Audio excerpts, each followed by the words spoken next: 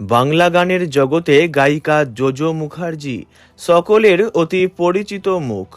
তার পিতা ছিলেন বাংলার নামকরা অভিনেতা মৃণাল মুখার্জি। মৃণাল বাবু খুব ভালো গানও গাইতেন। জোজোর মায়ের নাম শিবানী মুখোপাধ্যায়। তিনিও ছিলেন একজন গায়িকা।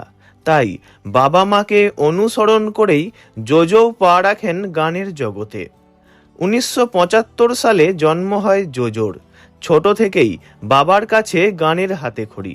মাত্র 6 বছর বয়স থেকেই মঞ্চে গান গাইতে আরম্ভ করেছিলেন তিনি। তারপর থেকেই একের পর এক গান গেয়েছেন। তার কণ্ঠের গান মুগ্ধ করে সকলকে। বর্তমানে 50 বছর বয়সী জোজোকে দেখা যাচ্ছে সারেগামা পায়ের বিচারকের ভূমিকায়। তবে আজকের ভিডিওতে তার কর্মজীবন নয়, বরং তার ব্যক্তিগত জীবনের অনেক অজানা কথাই জেনে নেব। মাত্র 18 বছর বয়সেই বিয়ে করেছিলেন জোজো। মিস থেকে মিসেস হয়ে যান খুব কম বয়সেই। তার স্বামীর নাম কিংসুক মুখোপাধ্যায়। গানের দুনিয়া তাকে চেনে বাবলু নামে। খুব ভালো গান করেন তিনি। কিংসুক বাবু এখন শহর ছেড়ে প্রকৃতির টানে পাহাড়ে বসবাস করেন। জোজো ও কিংসুকের এক কন্যা সন্তান আছে। তার নাম মেহেকা মুখার্জি, ডাকনাম বাজো। 2019-এ পুত্র সন্তান আদিকে দত্তক নেন জোজো। তার ভালো নাম আদিত্য। কন্যা বাজো এখন কর্মসূত্রে বেঙ্গালোরে থাকেন। স্বামী কিংসুক থাকেন ডুয়ার্সে। আর জোজো দত্তক পুত্র আদিকে নিয়ে কলকাতাতেই রয়েছেন।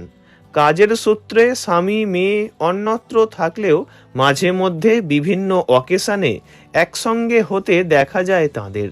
লং ডিস্টেন্স সম্পর্ক হলেও গত 32 বছর ধরে অটুট জোজো ও কিংসুক বাবুর দাম্পত্য জীবন। নিজের বৈবাহিক জীবন সম্পর্কে বলতে গিয়ে জোজো নিজেই একবার বলেছিলেন, যৌবনকালে একদিন রবীন্দ্র সরোবর লেকে কিংসুকের সঙ্গে প্রেম করতে গিয়েছিলেন তিনি, কিন্তু সেখানে হঠাৎ পুলিশ চলে আসে। তাঁদেরকে ধরে নিয়ে যায় থানায়। পরের দিনই লজ্জায় হবু শ্বশুরবাড়িতেই চলে গিয়েছিলেন জোজো। 1 সপ্তাহের মধ্যে পালিয়ে বিয়েও করে নেন দুজনে। পরে হয় সামাজিক রীতিনীতি মেনে বিয়ে। তারপর থেকেই একসঙ্গে ভালো আছেন তাঁরা। ভিডিওটি ভালো লাগলে লাইক করবেন, অন্য কারো বিষয়ে জানতে কমেন্ট করবেন। আর এমনই সব ভিডিও পেতে চ্যানেলটি অবশ্যই সাবস্ক্রাইব করবেন। ধন্যবাদ।